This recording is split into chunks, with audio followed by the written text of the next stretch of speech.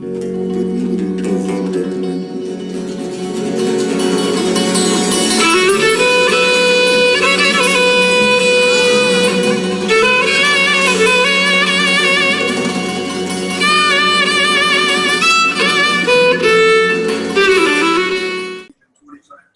My name is Ephraim Katsir, and on behalf of Sephardic Heritage International in DC, or SHIN-DC, I welcome all of you to a Farhud commemoration through history, music, and food.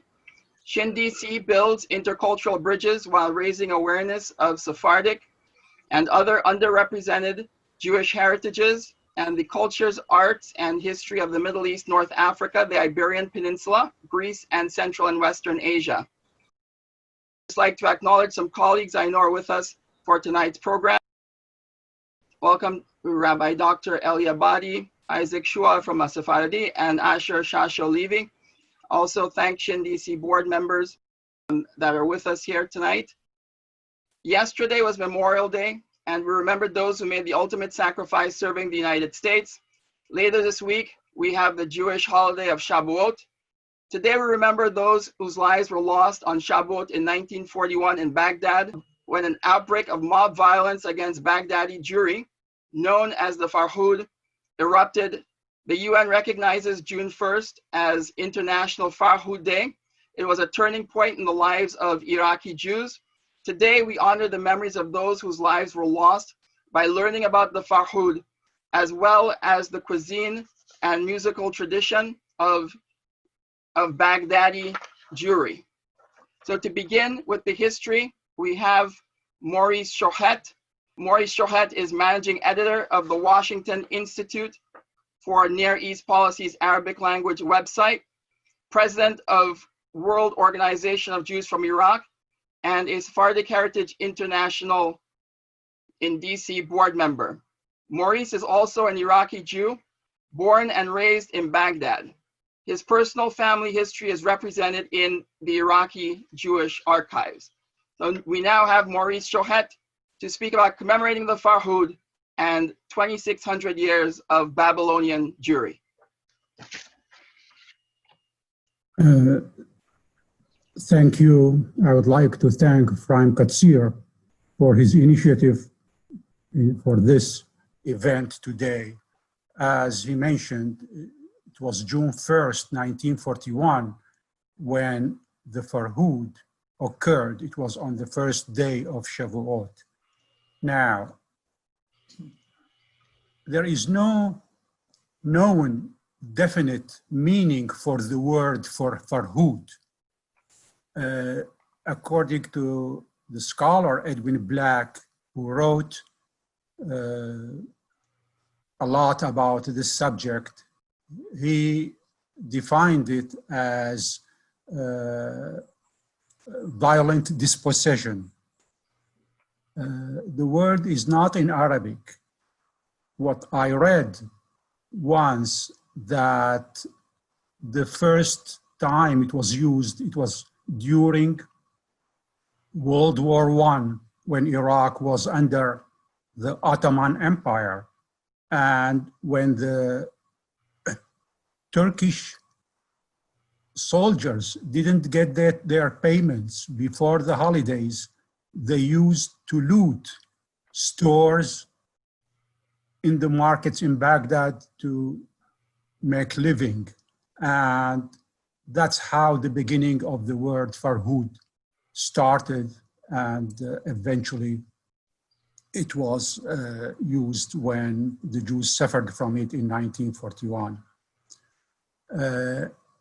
If there are any people from Iraq who are watching right now, I would like to say a couple of words in Arabic to welcome them. أهلا وسهلا بالعراقيين اللي يتابعون هذه المناسبة. أود أن أعرب عن تهانينا لكم بمناسبة عيد الفطر الذي كان هذا الأسبوع. Now I will continue to my presentation. If I may, I will share screen with you and let me know if you can see it. Can you? Yes. Okay. As Ephraim defined the event, Farhud reflecting the 2600 years of Babylonian Jewry.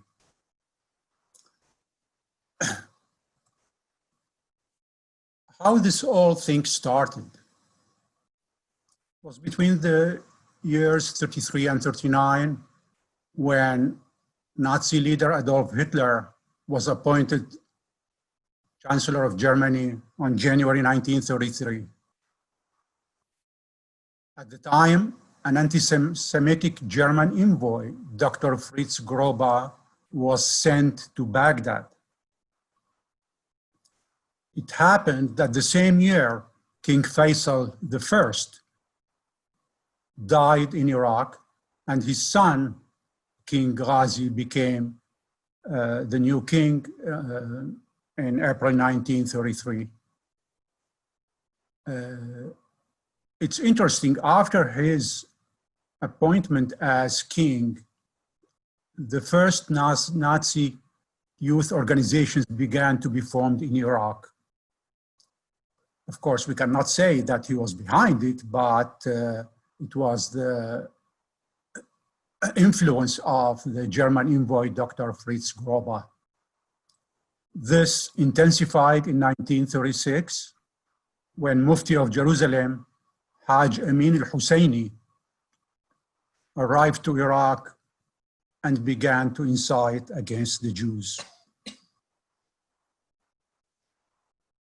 During that period, the first Jews ever were killed in Iraq during the period 1936-1939, following the Arab revolt in Palestine, and no known Jews were ever killed during that period.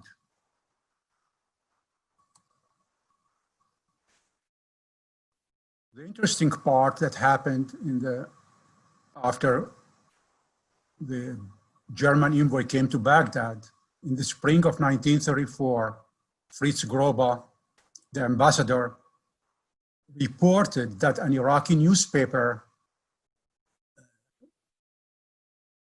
called Al-Alam al-Arabi, which means the Arab world, has begun to print extracts from Hitler's Mein Kampf in Arabic. The writer of that first translation of certain paragraphs was Yunus al-Sabawi, that I will mention more his name later. Fritz Groba, in his letter to the Foreign Office in Berlin, he advocated turning the translated extracts into a book and giving the project German financial backing. That was the first beginning of the translation of Mein Kampf into Arabic.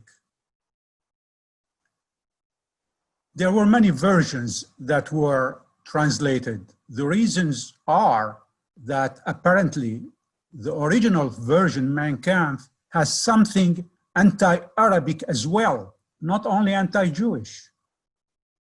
But the Germans worked it out where they gave a new version of Mein Kampf where they eliminated anything that refers to Arabs, and they gave new versions for the Arabic version to be translated. So these are just examples of the first known translations. As I mentioned, the Mufti of Jerusalem, Haj Amin al-Husseini, was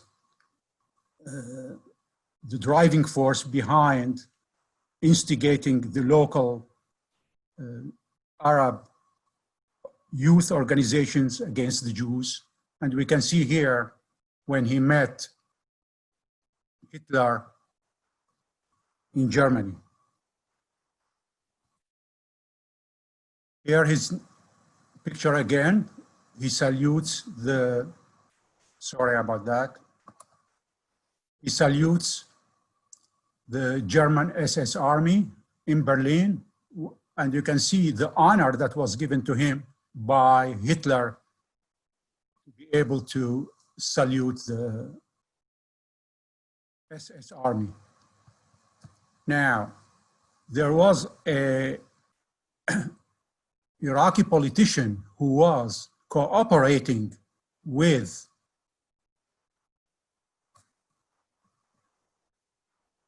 the Germans in Baghdad, and his name was Rashid Ali al-Gailany. He was Minister of Interior and later on Prime Minister. And again, the same thing as we saw in the previous page, he went and met Hitler.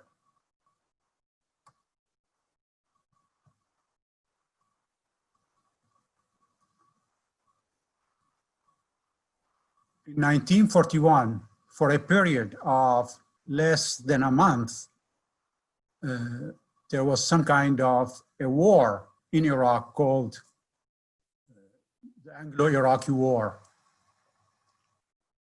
Haj Amin al-Husseini, the Mufti of Jerusalem, arrived to Iraq for the second time on October 14th, 1939. Because they worked for many years to have followers in the Iraqi army, they were able to assemble them. And in January 1941, the pro-Nazi Prime Minister, Rashid Ali al-Gailany, that we saw in the previous page, was forced to step down. But with the active backing of Haj Amin al-Husseini, al-Gailany and a group of military officers staged a coup in April 1941, where they took over the rule in Baghdad, in Iraq, and a British-led Allied military campaign started for the period between May 2nd to 31st, 1941. On May 31st, that revolt of Rashid Ali al-Gailany fell, and he and the Mufti of Jerusalem fled Iraq, and the next day was the Shavuot, and how that was the next day the Farhud occurred.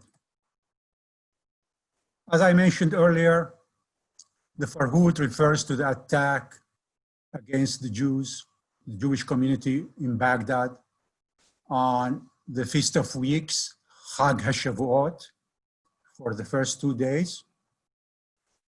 It occurred immediately following the British victory in the Anglo-Iraqi War. And Rashid Ali, who had seized power during the Second World War, fled the country. The next day, the Farhud started. These are the pictures that are available from that period when the masses went on in the streets and their supporters on the balconies of the houses and buildings in Iraq. This is another picture, similar to the previous ones. And I have to mention when this took place, because the government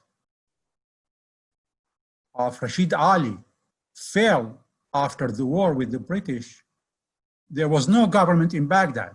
So there was a chaos. So the masses took advantage of this chaos, and we see them in this picture.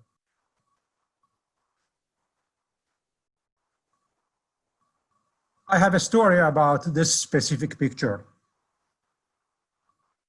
In 2006, I was at an event at the American Military University in Washington, D.C. And over there, I met someone by the name al-Barrak. So immediately, another name, Barak, came to my mind, Salman al-Barrak. So I asked him, are you related to him? He said, yes, my grandfather So I started to be sure what his background is and what did his grandfather do in Iraq. And it's exactly what's written here in this picture, that his grandfather was tribal chief in Hilla, Minister of Irrigation between 1928 and 1929, later President of the Chamber of Deputies. So I told him I have a story that I heard from my mother. My mother in 1941 was single, and when the Farhud about to begin, because they marked the Jews, the houses of certain Jews in certain areas, my grandparents' house was marked.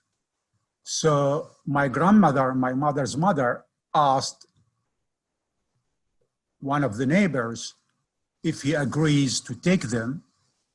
The first one refused, probably he was afraid. The second one agreed. That was SALMAN al-BARRAK, whose picture is here. He gave the house to my grandmother's family, including my mother with him, with 10 children. And not only that, but he brought his guards from his business in irrigation and agriculture to protect the house. So when the masses came to attack, someone mentioned to them that this Jewish family moved to this house, and they pointed out to SALMAN al-BARRAK house. But when they came to try to attack my mother's family in that house, the guards shoot some shots in the air in order to scare the masses, and they fled. I heard the story from my mother, and the name SALMAN al-BARRAK will stay with our family forever. Following the collapse of the pro-Nazi regime in Iraq in 1941, we can see from this picture Haj Amin al-Husseini and Rashid Ali al-Gailany, both. This is Rashid Ali and this is Haj Amin al-Husseini. They celebrated the anniversary of the coup in Germany in 1942.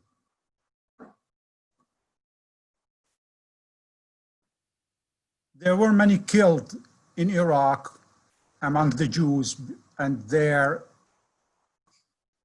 pieces were all over the place. So there was no DNA at the time, of course, and no one was able to locate whose hand or whose part of this body belongs to what Jew. So the Jewish community had a mass grave, and this picture is from 1946, that since has been destroyed, of all those that no one knew who they are, and they couldn't identify them. So there was mass graves. Unfortunately, it's no more there. Interesting part is this picture of one of the Ba'ath Party leaders. His name was Khairallah Telfah, who was Saddam Hussein's uncle and maternal uncle and father-in-law of Saddam Hussein. He participated in the Anglo-Iraqi War against the British, and he was pro-Nazi. That was the picture from that time. Khairallah Telfah was imprisoned for 5 years for his support of the revolt against the British during World War II, and was subsequently expelled from the army in 1941 after the failure of the revolt. In the 40s of the 20th century, Mr. Telfah wrote a 10-page booklet. He called it Three Whom God Should Not Have Created: Persians, Jews, and the Flies. I wrote here in Arabic the name of the book, that pamphlet that he wrote at the time.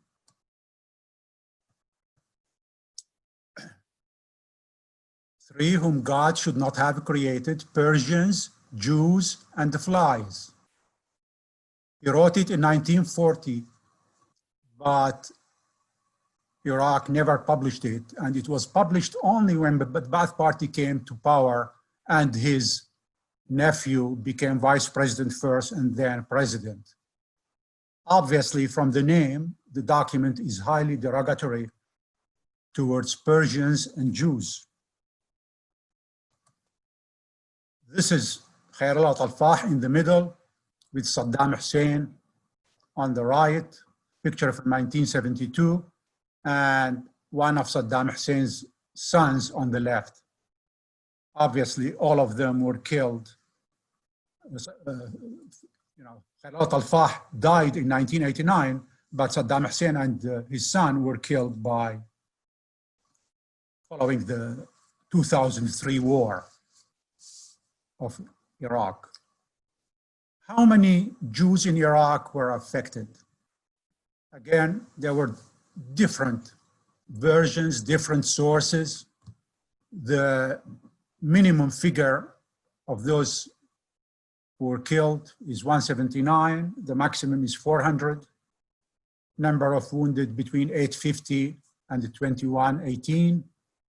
Number of children orphaned.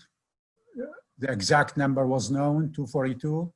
Shops looted between 600 to 2,371, and 6,558 houses damaged. Because at the time they used to have the figures according to the British system, the British estimated the losses to the property between 680,000 pounds to £3.5 million at the time, of course. The Commission of Inquiry, following the failure of the revolt of the 1941, a commission was set up by the new Iraqi government. According to scholars, its investigation found that the Mufti and the Nazi propaganda broadcasts he made on Nazi-sponsored radio were the primary reasons behind the slaughter. That's the investigation conclusion. The Mufti's incitement against the Baghdadi Jews, said the commission, served to legitimize violence against them. In effect, the Mufti and his followers were directly responsible for the pogrom. The results of the investigation were not made public at the time and stayed like this for 17 years. But in 1958, and following the revolution in Iraq when it became republic, a study by the Iraqi historian al-Razzaq al-Hassani about the factors that contributed to the Farhud was published in Beirut, not in Iraq. And this is exactly what al-Razzaq al-Hassani wrote from that investigation. I'm quoting here. Acts of incitement by the anti-Semitic German envoy in Baghdad, Dr. Fritz Grober. The activities of Haj Amin al-Husseini, the Mufti of Jerusalem, and his retinue, who succeeded in influencing religious, educational, and military leaders. Incitement by Syrian and Palestinian teachers. Propaganda broadcast in Arabic from Berlin, and the head of the propaganda at the time in Berlin was an Iraqi by the name Yunus Sabawi. false reports spread by the Iraqi radio about anti-Arab activities by Jews in Palestine, which was part of propaganda campaign against the Jews, as well as several youth brigades, such as al-Futuwa, which means in Arabic youthfulness, and Kataib al-Shabab, which means youth battalions in Iraq, which were taught Nazi philosophy by their instructors. Those are the reasons for the Farhud that, as I mentioned, minimum 179 people were killed. Thank you. Thank you so much, Maurice, for sharing that with us. Next, we have Vered Guttman.